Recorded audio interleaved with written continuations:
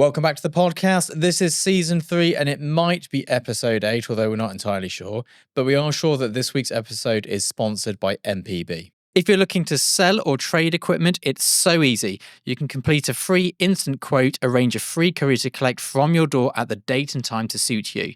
MPB then inspects the gear and confirms your quote. So this week on the podcast, on the episode, as you can probably tell, I'm a little bit frazzled. We're going to be discussing the shoot we've just done, from inquiry all the way through to post-production. We're going to go through the kit we used and why. We're then going to go lens shopping today. We're going to go and buy some exotic lenses. Oh, fancy. Yes, exotic lenses, because who wants a boring lens? We're going to talk about managing files, backups, data management, all that good stuff. Just going on in real time as we speak. It is literally, the reason we're doing the podcast now is because in the other room we have a big backup going on. We're then going to discuss the AI doomsdayers, and I have a very hot take on this, on who they are. We'll get into that though. I had an interesting one-to-one and... yeah, we'll get into it. We're then going to talk about the misinformation on the profession of photography, because that's more linked to the one-to-one, I suppose, than the AI thing, but that's very relevant. And we're going to have a little chat about influencers versus photographers, because there's another YouTube channel, I can't remember the name, I will try and post it. And we both did, but they were kind of different videos, but on the same thing at the same time. And he's also a working professional photographer. And I think it's an interesting thing. So, Rob, what you been up to? Oh, it's been a busy one. I'm just putting the final touches to the color grading work that I've been doing on the film I did some shooting for, called Dead Bar, which is the very much neurodivergence leaning video shot from all sorts of perspectives, from a tiny ant to the grand overlords of the universe. Nice. And I mean, it's the first time I've seen the whole thing together, and it's like, wow. So did you cut or are you just grading?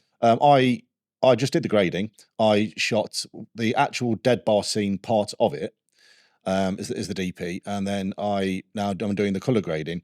Whereas you had somebody else who was also the producer and director on the day did the actual cut. Nice. So I kind of just got handed a nice fat Da Vinci file and say, right, well, can you make that pretty? Lovely. So yeah, lots of grading. Lots of grading. A cough. That's it. So we were watching some Irish comedy TV series a while ago, and we noticed that every episode had at least 2 clips with no grade on it. And this was quite a big production. I assume it's not an easy thing to make sure everything's graded correctly when it's already cut into a million bits, and I assume shot at different places, different times, maybe even different lenses or cameras. Oh mate, I was funny you should say that. I was watching a long form YouTube video this week from the editor for the final season of Stranger Things, and he said, here's what a timeline looks like for something like this. Incredible. Yeah, I can only imagine. It's just absolutely staggering, like the amount of VFX shots stacked on top of each other and all sorts of things. It's like, oh yeah, so we have to leave room for this, and remembering to do that on what's the most congested. I mean, I'm sure this is as efficient as possible because these guys are at like top of the game. Yeah. So if that's what theirs looks like, you imagine what mine would have looked like. Yeah. Very different thing. No, it's a very complex thing, isn't it? It's sort of the final touches, and even like, so a video like this is really quick to edit. It's just grade it, audio, AI cuts, because it just points the camera at who's talking, which is interesting. A lot of people have started complaining about the AI cuts, but before we told people we're doing that, nobody complained. It's one of those, yes, it's almost reverse placebo effect. Yeah. So when nobody knew it was AI, we weren't getting any comments about the edit. As soon as people knew it was AI, we started getting comments about it. But I mean, I think it's fair to say that if you or I were editing it manually, as we have done for the first 2 seasons completely, that we would make different choices to the AI edit. However, the amount of time it takes up, especially of your time, which is far more valuable than mine. No, but I mean, based up purely on an hourly rate. I mean, yeah, it is an expensive edit for me. It's a very expensive edit if you have to do it. Yes. So it just kind of makes sense just to have that burden freed from you. No, absolutely. So I'm going to stick with the AI edit for these. I still edit my talking head ones. Only 10 minutes. Takes me 50 minutes to edit them. Although we got a little bit of hate this week. I was away on a shoot whilst my videos went live, and we had an AI advert in one of the videos, a sponsorship thing, for one of the AI products I use, and people didn't like it because it was AI or because it was too long. The length of it, unfortunately, I had tried to negotiate down repeatedly, and I explained to them that nobody wants to listen to a 3-minute advert. Oh, that's a lot. Yeah. But they wouldn't go back on it, and we're already into the contract, so the advert went live. Yeah. And I said to them, 45 seconds, you'll get much better retention. I was ignored. What would I know about advertising? Oh, more than the person that suggested that the 3-minute advert was a great idea. I mean, it has been I mean, as you know, I tend to watch more YouTube than anything else. Yes. I mean, I watch movies and stuff on YouTube. I don't really watch TV shows anymore, with the rare exceptions. And I've noticed that the advert length on YouTube now is progressively getting longer and longer and longer. Whether that's to frustrate you into going to YouTube Premium. And this is not a YouTube advert. This was a sponsor's advert. A sponsor's Yeah. advert, yeah. But the same kind of rules apply. If I see anything where it's now a minute is now the average, I think, for a YouTube insert, generic monetization video. Yeah. If the minute I get to that, you've lost me. I'm gone. I don't want to watch the rest of the video. I'm like, I'm not going to sit through a minute of this. It's frustrating though, because I turned off mid-roll adverts in some of my videos, and people are still getting them. Because obviously, I don't want to have mid-roll adverts in a video that I've got a sponsored section in, because that's too much advert. Like, yeah, it's a lot. One or the other, either YouTube's advertising or there's a sponsored thing. And people are like, I'm getting an advert in the middle of your sponsored section. And I'm not getting paid for those, but advert. No, someone's still getting and of all paid. the places to, of an hour-long podcast, you have like a very short sponsored section, and that's where they decide to put the adverts. I know. Despite the fact I got it turned off, so I don't know. It's difficult. We've got to keep the lights on though. It wasn't my greatest advert. I'll take that. But it's we reached a point where we couldn't cut. We reached a point in the negotiations of no return, so it just had to go live. Yeah. Which is a shame, because we could have done a better job for them. We could have done a better job for everyone watching it, but sometimes it's very difficult to work with people. I think it's the best way to put it. Yeah, I think that's fair. Shan't be working. I mean, I use the product. We use loads of AI products. Every YouTube description is an AI generated description, because I don't write them very well. Every email I send, it goes through ChatGPT once I've written it to check for mistakes. It's just and it's actually, I had to prepare a document this week for the actual government, HMRC and such. And you just tap in roughly what you're thinking and say, expand on this for a formal document. And my God, it's just so good. Really good. I mean, this is the thing, like, do embrace AI. We use the image generation a lot for scamps, for, making decks, things like that. Any sort of like ideas we have, we AI them out before we shoot them. Yeah, and it's so fast. I can't draw. I can draw, but I can't. So we have, the reason I'm looking like death and we have lots of jump cuts whilst I cough my guts up is because I've been in an air-conditioned hotel room for 3 days. Whilst I do this ad campaign we just shot, there are bags and boxes everywhere, which I don't know if you can see in this or not, but it's pretty chaotic in the background. And I thought it would be interesting to go through the process of this, I suppose, the whole where the shoot comes from, because I don't think many people know how these things work, which we'll link into later in this episode. But this, I can't say the client, I can't say how much money I got paid. Can say I'm a big fan of the product. Yeah, do you know what? I could do without seeing the product for a while, having been in. Yeah. It was 34 degrees in the studio one day. Oh, and the humidity was insane. I don't imagine it was as bad as the fish shoot though. What, for heat or for smell? For odours. No, it wasn't as bad as the fish shoot for odours. But it was a good job. It was a nice agency. So here's how it comes about. We get an email saying, we've got this opportunity. Would Scott be interested? And it goes to my agent. And they go, Scott, would you like to do this? I say, yeah, sounds fun. Let's see what's going on. The client then goes, this is what we need. Here's our brief. They show us the brief. This is how much money we have. They told us that up front. What can you do? And at this point, we start getting numbers together, pulling an estimate. And we go, look, it's going to take us 3 days to do this. Here's how we'll plan it out. At this point, they turn around and say, it's got to be done in 2 days. And we're like, right, why is that? And they're like, because we only have staff available to be on set for 2 days. I was like, cool, in which case we'll do a pre-light day and 2 super long days. So the pre-light days are cheaper because we have a full crew. It's just me and an assistant and maybe my producer. And the big shoot days are more expensive, but it works out the same price. We just skin it slightly differently. So we do that. We get it all together. We have the final, what's called a PPM. Well, we even had a pre-PPM, the pre-production meetings and a pre-production meeting, where we talk with the client, we talk with the agency, we explain the method we're going to use, how we're going to do it, any caveats, any things we need to be aware of. Do all of that. I then meet with my food stylist. She meets with her styling assistant. They get all their stuff done. We order all the kitchen, because you have to order the kitchen. So what fridges you want. We had to order the special magic wand, which it cost £500 a day. That seems a lot. That weird pizza wand, Yeah. 500 a day. Someone died using it a few years ago, so the insurance on it is pretty menacing. So we get that done, and we sort of start preparing, I suppose. We work out how we're going to do the shots. I speak to my assistant. I'm like, this is what I plan to do. And then we go, where shall we shoot it? And I said, let's do it at my place because I've got everything here. It's nice and easy. We've got nice air conditioning. It'd be nice and cool in here. And they said, hell no, come to London. We don't want to travel. So I went, all right then. So we went to it. We had to hire a London studio. There was going to be 15 people in the studio on each day. And there was air conditioning. It wasn't as good as this air conditioning, but it still got into the low to mid 30s in there with all the video lights and still lights and all the rest of it. So yeah, that's what we did. Rented the studio. Then we had to go to the rental house, rent all the kit. That cost a lot. We rented like 4 Scoro packs, 10 Pulso heads, 4 parabolics, loads of reflectors and grids, 4 1200 watt. What's the brand of lights I use for video? Apertures, a Fuji GFX, a Blackmagic 6K, some lenses.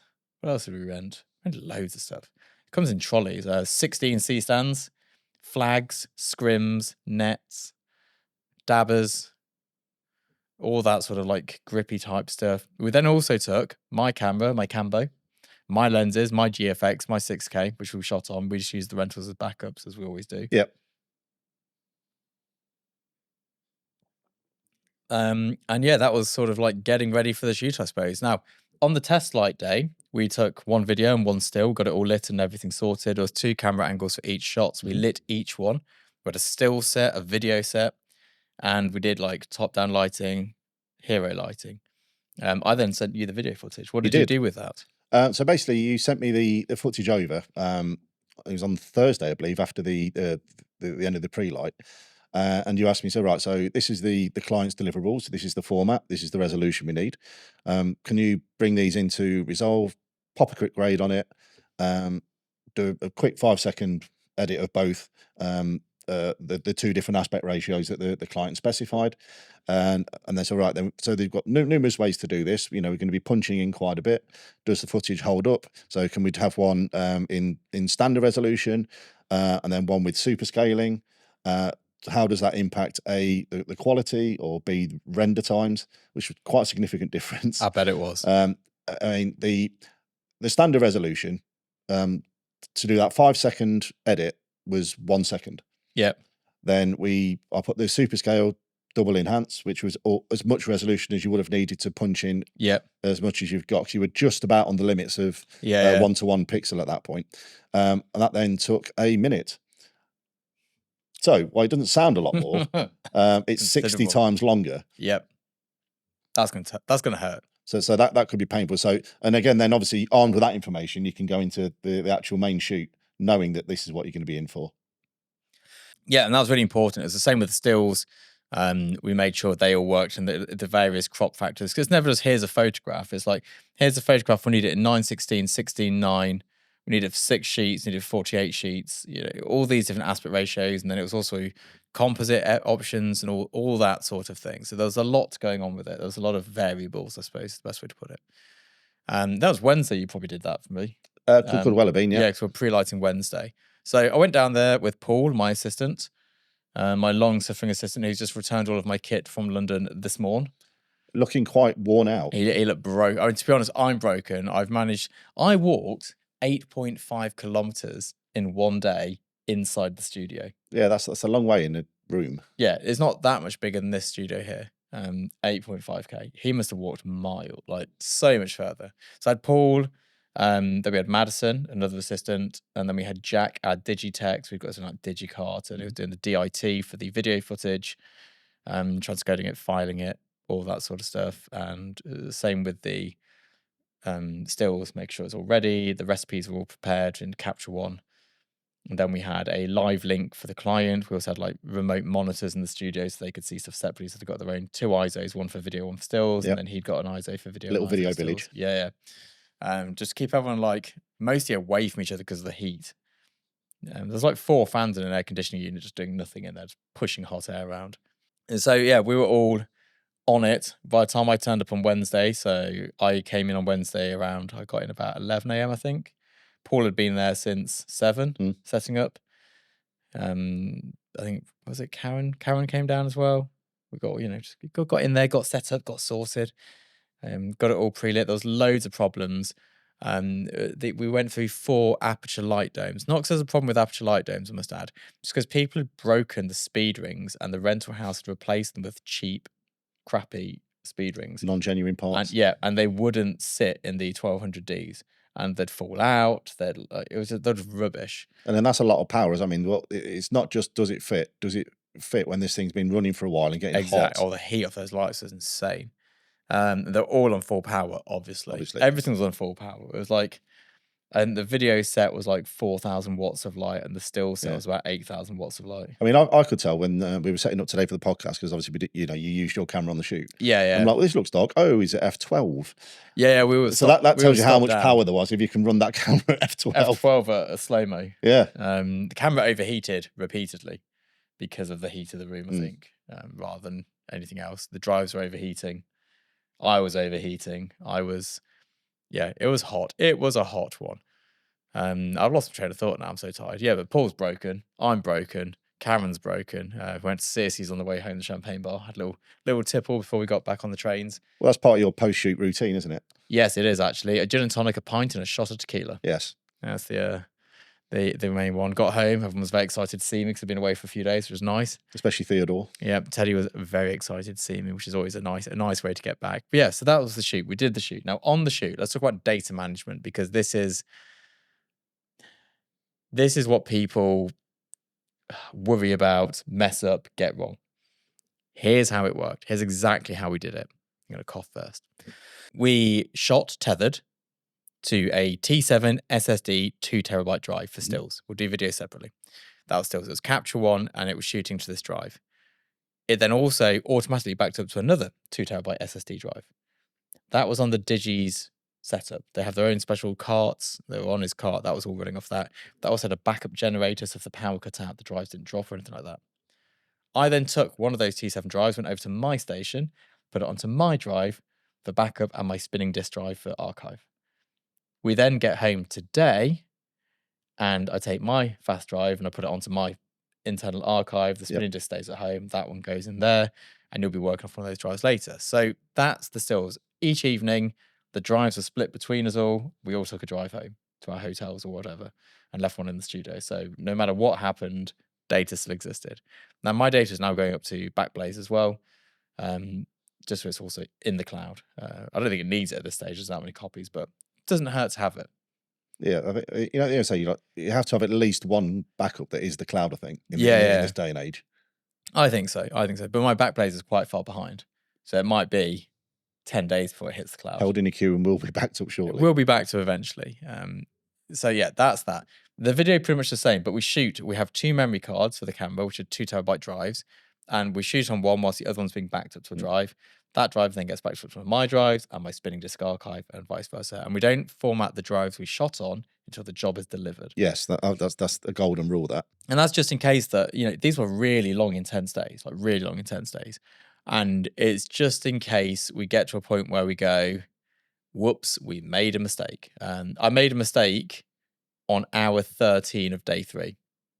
I forgot to do something with the camera. And luckily, that shot was not signed off and we had to redo it. So nobody had to ever find out. But it's exhausting. Yeah, it was this end of day 2? Day 3. Day 3. Yeah.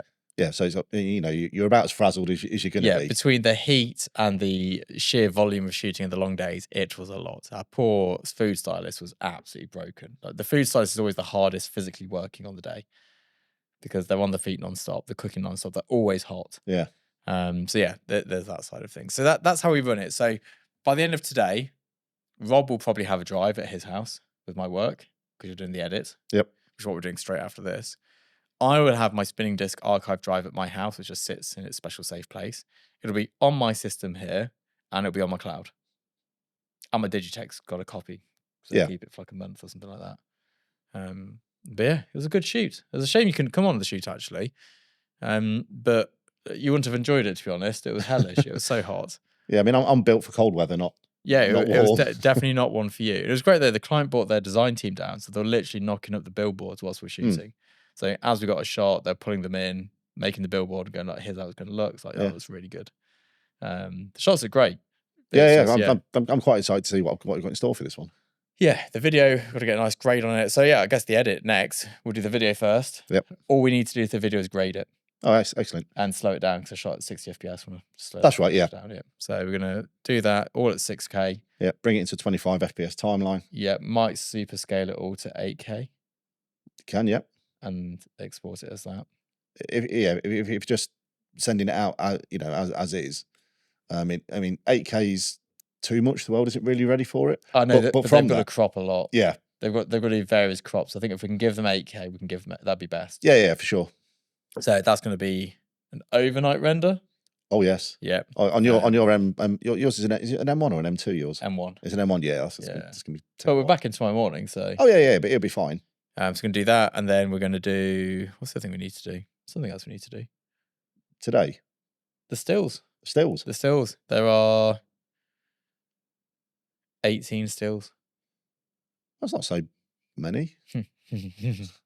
It can't be worse than gold bars, Scott. It can't be 18 of them. It won't be worse than gold bars. That was the worst. That or the Dolmio tomato shoot. Oh, that was a different thing, though. That was because people were second-guessing the client who had no real business second-guessing the client. Yes, yeah. There's all sorts going on with that one. That was a bit of a cluster. So what we were about 14 hours in before it was almost like, oh, could we have this? What you mean, the thing that the stylist and your partner did like 12 hours ago. Yeah. That thing. Right. Okay. Yeah. We'll just sort that out for you. Yeah.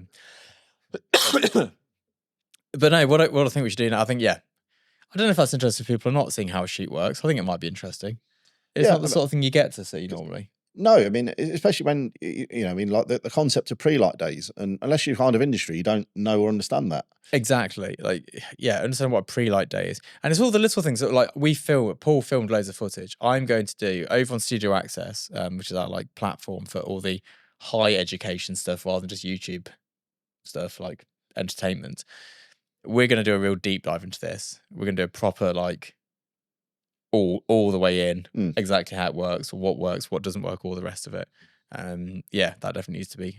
We'll look at that there. It's too detailed for YouTube. No one's there's probably, I could tell exactly how many people. There's about 600 people who are interested in this sort of thing. So we'll do deep dive there. Also, someone came up to me on the second day of shooting. I was in a restaurant somewhere with Pete and Paul, and they said hello to me, but I'd just done a 16-hour shoot. And I just sat down, and I don't know if I was rude or if I just blanked them. I mean, I said hi and introduced everyone, but I can't remember their name. They had a dog.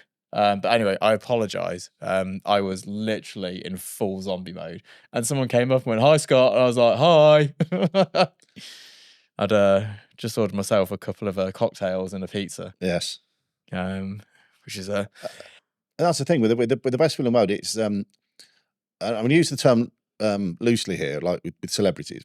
I mean, and now we're in kind of the YouTube generation. You've got so many, sort of influencers, YouTubers, people doing this professionally. Like that's now a fully fledged career.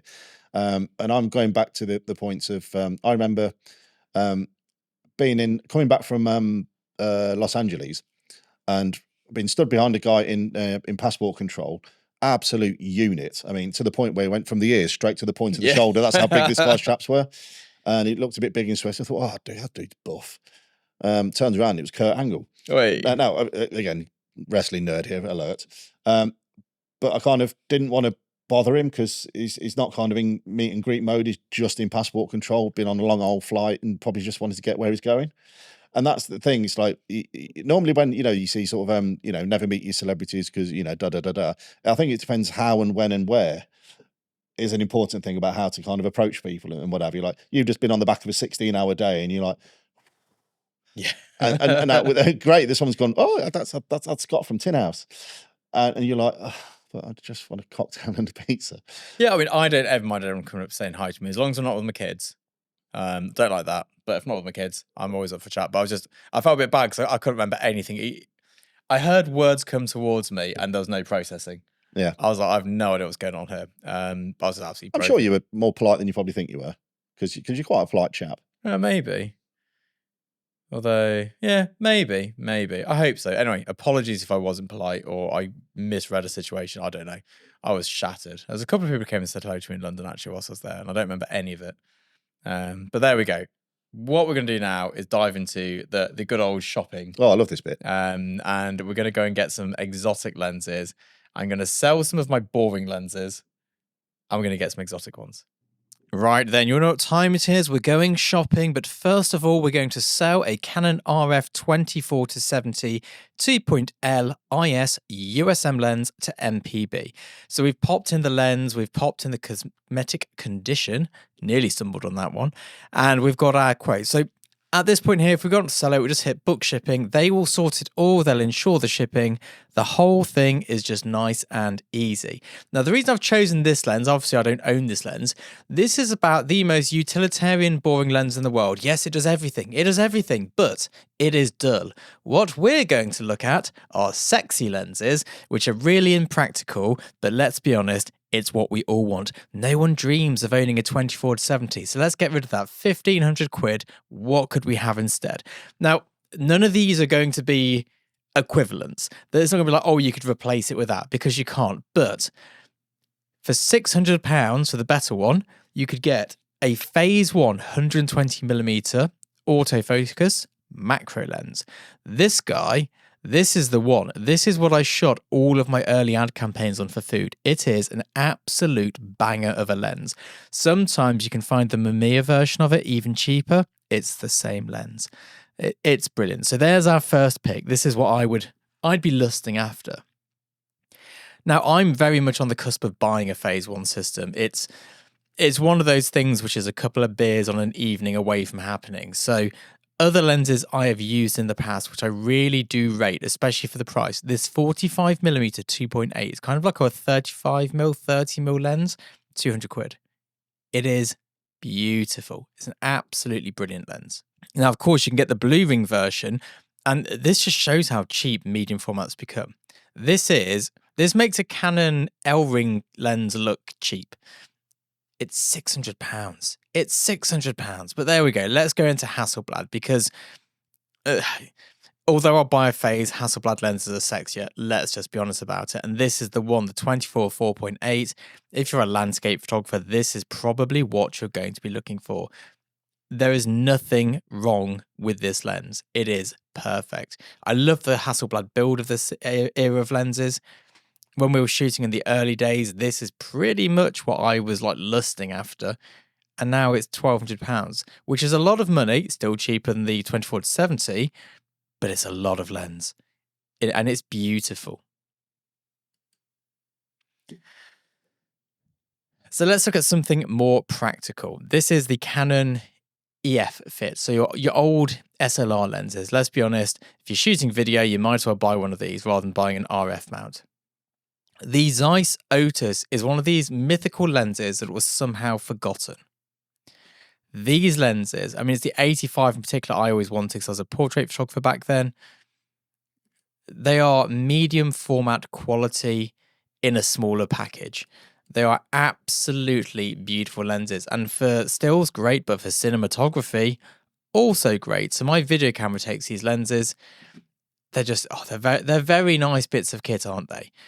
But let me show you what I actually own and what I probably am going to be buying another of very soon. So I shoot my video work on this lens here, the Zeiss Milvus 100mm macro planar. This, it draws a beautiful image. It is absolutely banging. There's not like this. Like, I mean, gutted they're only £500 now. I was going to sell mine until I realized how cheap they go for. I spent a fortune on this when I bought it. But because of the RF launch, that just makes anything EF fit much cheaper. This on video has drawbacks in that you can't really get a good focus on it in terms of like a focus ring. The focus throw is massive because it's a macro, but it is a beautiful lens. And what I'm going to be buying next is the 50 to go along with it, because sometimes 100 is too tight. And I've been going back to my 18-35 Sigma, which yes, is a very practical, very functioning lens, but it's not sexy. And this 50 Zeiss Milvus, This is sexy. Look at that, £550 for a Zeiss Milvus. I don't know what else you can say. It's beautiful. It's just beautiful. Now, something you probably don't know is that you can adapt Leica M lenses to fit pretty much anything very affordably. Leica lenses are up there with the best. Now, I know that some Leica nerds out there will be much more knowledgeable than I'm ever going to be on this. However, I have a real soft spot for one of these lenses you can see right now. Do you know which one it is? Can you guess which one it is? If I was a hobbyist photographer and a hobbyist only, which lens do you reckon I'd be rocking from what you can see here? 28 f2 Summicron. I love the 28mm focal length. Sadly, it's useless for my sort of work, but when I'm on holiday, when I'm traveling, when I used to shoot documentary work, this was it. This is what I wanted. My pockets were never deep enough, mostly because I was a documentary photographer and therefore skint, but this is what I'd be going for. Look at that. Yes, obviously it's over budget, but you could buy the not so good version that's still very good for less money than the RF 24-70. And of course, a 24-70 is the most practical lens you could ever buy, and I understand why everyone buys it. But I'm at that point in my career, I just want sexy lenses. All I want are sexy, impractical lenses. So I've got a bit of a hot take here. I read most of the comments. The comments have started getting a bit nasty recently. It goes through waves. This does. Like you get like a batch of like really awful comments, and then they just all disappear again. I don't know what's going on in the world at the moment. But there's a lot of AI doomsdayers, and like it's all over. AI's taken over everything, and this is based on about as much science as a Daily Mail article. I have a theory that the people who are AI doomsayers and like, oh, it's going to take over the industry are the same people who look at DxO charts. That's my hot take. This is interesting. What's your? I think it's a different subset of people. Honestly, Do you? Go on then. What's your take? This is my lukewarm take. Yeah, go on then. It's the same people that said digital photography is going to kill everything because anyone can do it now and it's too easy. I think they're kind of the same guys people. That refuse to move past film and understand that, look, this is the way the industry's going. You need to get on the train or get on a different train altogether. Yeah, I think that's definitely with them as well. I think there's a real anyone who looks. And I had a one-to-one last week with somebody. I was trying to help them out. I won't go into who or anything like that, but their work was technically perfect. Like it was really technically perfect work, but it was nondescript. Which is kind of the worst. It's better to be bad and descript than that. The equivalent of a bland meal. Exactly. And I can see that being replaced by AI very easily. But whilst on the shoot yesterday, everyone was going, oh, that looks like AI in the ad agency. And they're the people paying us. They don't want it to look like AI. No. They're like, that's awful. It looks like AI. Like, is that AI? I heard the AI being bashed around a lot. Now, when I was chatting to this guy, I showed him, because he's new to photography, as we all were once, and I showed him some really successful photographers who were getting the big ad campaigns. And the work he was shooting is what he'd have assumed would be the right work. We'll go into this in a bit detail in a minute. And what I showed him was like, what, they're getting paid for direct flash? I thought that was bad. I was like, no, why would it be bad? He was like, these all look like bad photographs. I was like, I think they're like good photographs. But it's interesting that like different opinion, and this is all going to come full circle in a second. It's meandering for now, but it's getting there. There is a point to this. There is a payoff. There is a payoff at the end of this. And this comes down to the misinformation in photography. So here's the thing.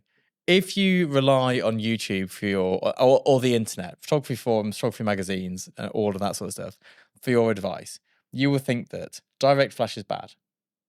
Hard light is bad. AI is going to take over the world.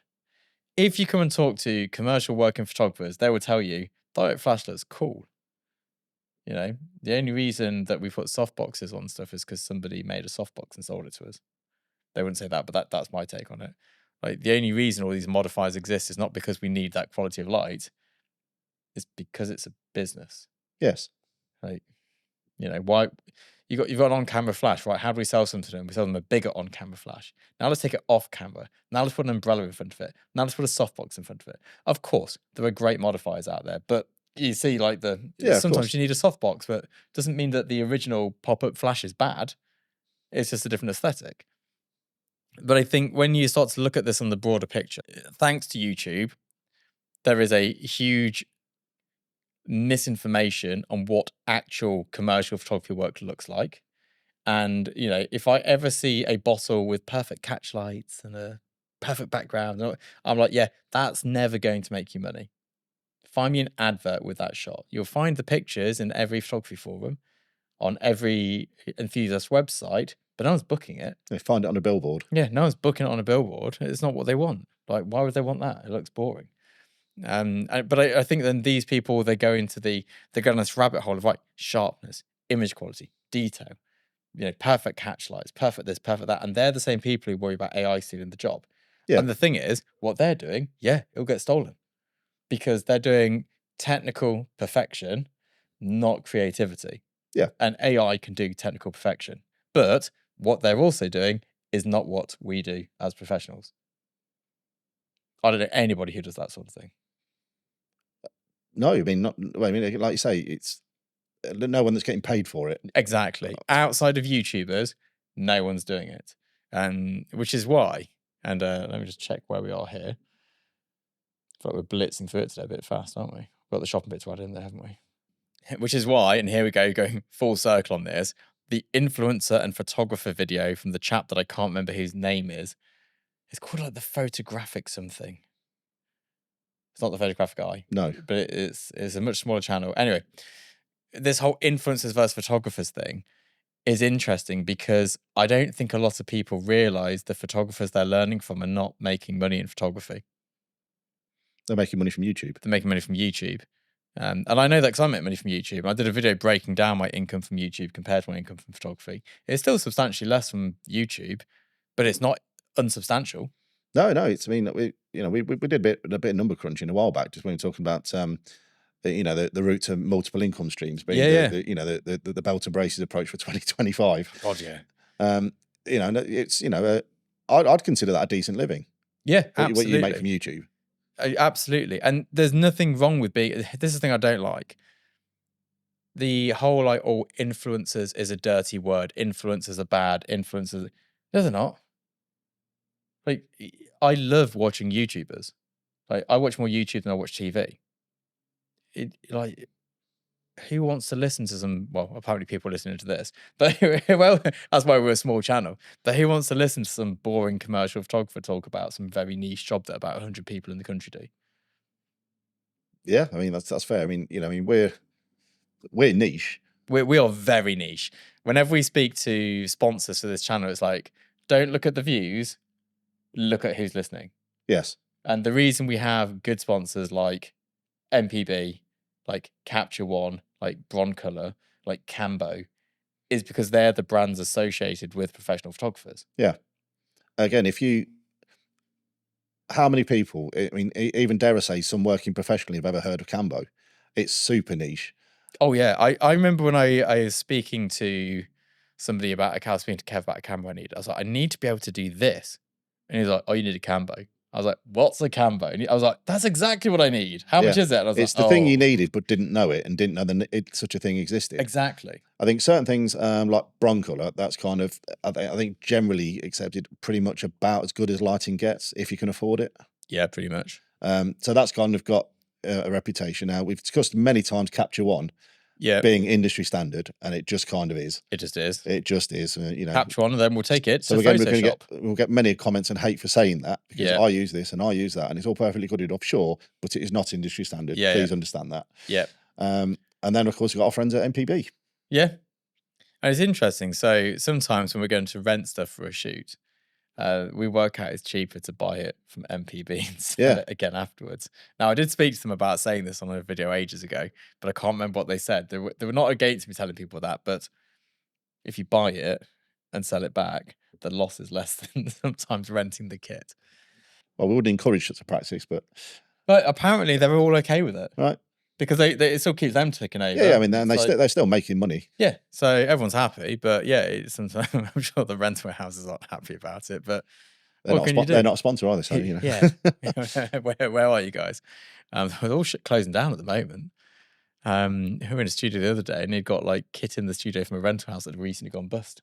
It's still got all the stickers on it. It's quite sad, really, but yeah, there's a real difficulty in it, and one of the things I come up against, I say come up against, it's not like it's the plight of my life, is people commenting and stuff saying what I said is wrong. And I understand what they're saying, because what they're saying is what I've been told by these other YouTubers, influencers, personalities is this. The thing is, we're not talking about hobby photography, we're talking about commercial photography. We're also not talking about professional photography in general, we're talking about commercial photography, which is very different. I can't tell you about editorial work, I have no idea. No, and this is the thing. It's professional commercial work as specifically applies to you and what you do. Yes, exactly. It's like, I mean, I don't touch editorial because it pays rubbish. Now, for years, people used to say you shoot the editorial work to get noticed and then you get booked for ad campaigns. The problem nowadays is the editorial work pays so badly that anyone seems to be shooting it. It seems to be not good enough to shoot an ad campaign, because why would they be bothering with that? Yeah, fair. Yeah, it's a shame because I'd love to shoot editorial, but I can't afford the time out to do it because it pays so badly. I'm better off doing other pursuits. Yeah. Although one of my pursuits took a bit of a hit last night, but there we go. We'll deal with that on Tuesday, I suppose. It's an interesting one. And I myself, as you well know, Rob, wasted many years trying to chase a career in photography that didn't exist because I was following information from people who didn't have careers in photography. Yeah. And it's like that thing we were talking about with Capture One last week. Oh, you can't edit weddings in Capture One and you can't do this in Capture One. I have no idea where I got those thoughts from. Someone told me that, and you can absolutely batch edit in Capture One. It's just as easy as in Lightroom. There may have been a time when that wasn't a thing. No, apparently not. So I asked them this. I was like, after the call, I was like, I've got questions. Has it always been the case? Like, no, you've always been able to do that. And what about these big catalogs? Well, if you go over 200,000 images, it is a little bit slower on opening. But after that, I was like, well, he's got 200,000 images. Apparently, Lightroom opens slightly quicker with 200,000 images. But I've got 4,000 images in my big catalog, so goodbye Lightroom. I say, I think that it'll be another century before that's exceeded the limits. Yeah, I'd imagine so. It's I don't remember the last time I took a good still. What did I? Oh, the beer shot, Camden beer. That was a good still. I like that. That's in there. That made it through. Yeah. Another brand we're a big fan of the product. Yeah, I've nearly finished their product. I've got 4 more in the fridge. Although I feel like I need a couple of days off the booze after that shoot. Shoots get boozy quick. They at the end, yeah. Not until wrap, but like wrap happens, it's like the beers come out. And I went into Tesco's on the way in on the second day and I bought every ice lolly in the supermarket and just filled the freezer so everyone could eat ice lollies non-stop. My sugar intake was insane. Insulin spikes for days. Poor Paul. He's diabetic. Oh, of course, yeah. He was like jabbing himself up non-stop. It's a really difficult thing with this, like and of course, you can be a hobbyist. You can just do it for the fun. I'm not saying, well, if you don't do it the way that we do it, it's not worth doing. Absolutely not. But for people who want to do it this way, you really need to check your sources of information. If someone's saying something, check who they are. Yeah. Like, check what they've done before. Have they even ever shot an ad campaign? From a brand that you've heard of. Yeah, if that's what you want to do. Exactly. And if you just want to have fun, learn from anybody. Learn from whoever you like the most. But when it comes to making money, make sure it's something where you can go. And there are good educators out there who can help with that. Yeah, and I think, you've got 2 kinds of people on YouTube, really. You've got channels that are there mostly for entertainment, like the latter years of Top Gear, for example, the Grand Tour. Nobody would look at that and base a decision on what car they buy based on a review in Top Gear. Yeah, of course. It was there just to see which one could make it across the plains of South Africa. I think I actually stopped watching Top Gear before I learnt to drive. I've never watched it since being able to drive. But I watched it for entertainment purposes. I had no interest in what the cars were. It's a good TV show. It's entertainment where cars are the kind of loose base for the actual show. And a lot of YouTube channels are similar. Like photography and so on is kind of the basis for the entertainment. And I'd actually go as far as saying, I was just thinking quickly, I don't watch a single photography YouTube channel that is meant to be educational. I mean, loosely, the only one I tend to follow is Philip Bloom. Yeah, I don't really. Well, no, I do watch it. So it's just not very often. So Mostly I for forget the it exists. mostly for the cats. Well, yeah. Oh, God, I think not gonna his lie. videos come out so infrequently that I forget he still does videos. And then he does one. I'm like, oh, it's a video. And I'm like, oh, there's Yeah. nothing since the last one. Like a And month again, ago. about 9 months after everybody else has rushed out theirs on the day the embargo is lifted, and all the rest of Yeah. it, which is what tends to happen. No, absolutely. I mean, most of it, you get told. I don't know if people know this. You get told this is the date it comes out. You can't post before it, and you must post on that day. Yeah. So you'll get like 30 videos about the new. Well, that's it. That day. one day, it's like, oh, the new Canon's out. Well, how do I know? Because everything on my YouTube channel is talking about Yeah. it. Which is, it's fine, isn't it? I guess watch it or don't. It's fine, but again, it's there for entertainment purposes. Because if you've just been given a camera, and these guys have been given what, a week, maybe 2 weeks at most to use it, you don't know anything about your kit in 2 weeks. No, exactly. It's I mean, I'm still learning stuff about the 6K, the Blackmagic. Like, we had issues with it on the shoot overheating, and that's the second time we've had issues on the shoot overheating. So now we're like, right, that is no longer the camera for shooting commercial work with. We need something which doesn't overheat as quick. Pixie's 12K, mate. Yeah, that's probably what it's going to be. 100%. If I was to buy another camera now, it would be the 12K Pixies. How much are they going for? I think it's about 6.5, Oh, which sounds a lot, and it is a lot. Now, that's like 1,500. Right, so that's about the same sort of cost as the latest R5C Mark II from whatever from Canon. Certainly the anything in the cinema line, you're starting at 5-6 grand, and it's nothing like this thing. I mean, this is basically what lenses does it take? Again, it'll take either the Sigma L mount, or you can have PL. Right. And now in the Sigma mount, you can adapt to anything. So you could definitely adapt that to Canon EF to use the lenses you do have. Good. But again, it's just because, again, it's the EF, as you know, is quite a limited format now. You know, obviously Canon moved on to their new mount. And so on, and because they see RF as the way forward, because again, that shallow distance allows you to use much bigger glass and all the rest of it. The lenses that are technically impossible to make under the EF constriction, but again, that was dates back to what, 80s or whatever. So it's been a while. When they went from FD to, I remember everyone at the time being like, I can't believe they changed their lens mount, because Nikon stuck with their lens mount forever. And Canon were like, nope, we're changing. But again, with the mirrorless Nikons, they've had to, or Nikon, depending on which part of the world you're from. They've had to adapt and move on, because technology just has. Yeah. And the sensor, importantly, inside that 12K is epic. It's completely different. It's completely rewritten the rule book. So I'm going to explain what 6.5K on that. What am I going to have to buy to edit it on? Well, here's the interesting thing.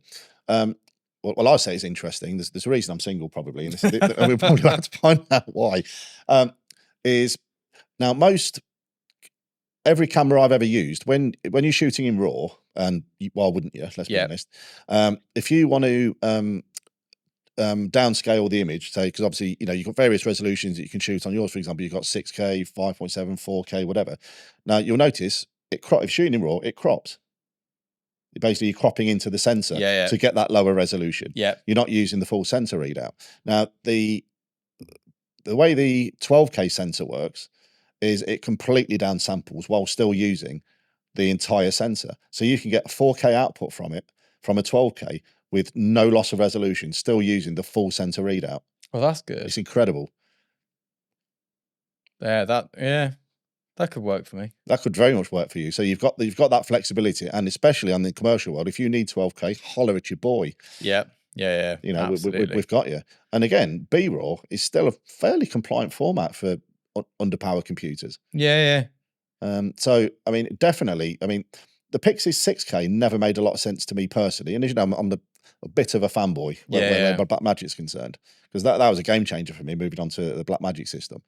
Funny enough, I had to find my card for you the other day, didn't I?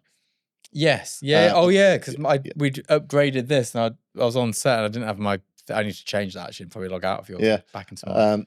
So and I looked at that, and I'm like, when it was 2019. I'm like, wow, that seems like forever ago, but no time at the same time. I know 2019 seems recent in my head, but then you go, no. Well, the world ended for 2 years, so you have to take 2 years off how long you think everything kind of was. Yeah, and even after that was a bit. But the 6K primarily was the full frame. They didn't call it a pocket 6K; they called it the 6K cinema camera. Yeah, which is basically the 6K Pro with a full frame sensor in it as opposed to the Super 35 sensor that's in the regular 6K. And they basically took that sensor and popped it into a box camera that everyone's been asking Blackmagic for since, you know, they made the little micro cameras, if you remember those, and they made a 4K version of that.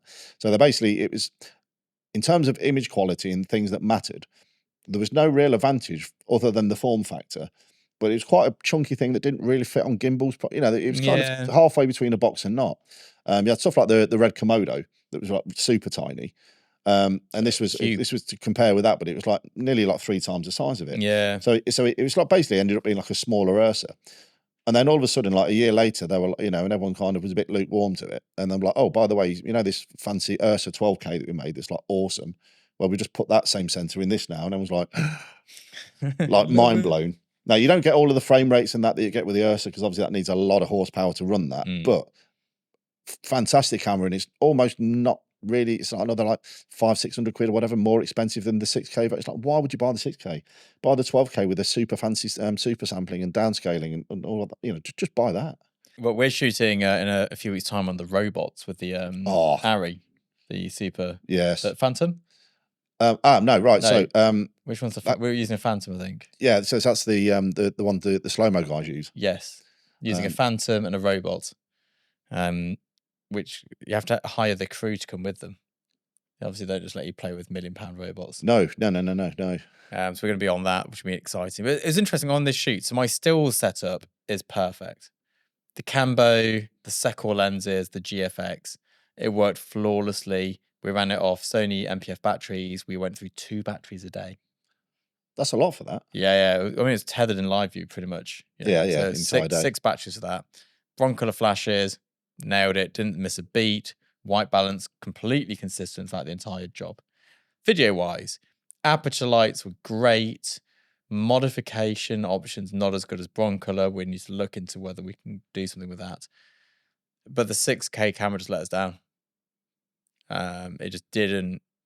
I mean, we got the job done. It wasn't like a deal breaker, but you'll see when we go through. There's a few clips where it only rolled for a few seconds and overheated and stopped. Yeah.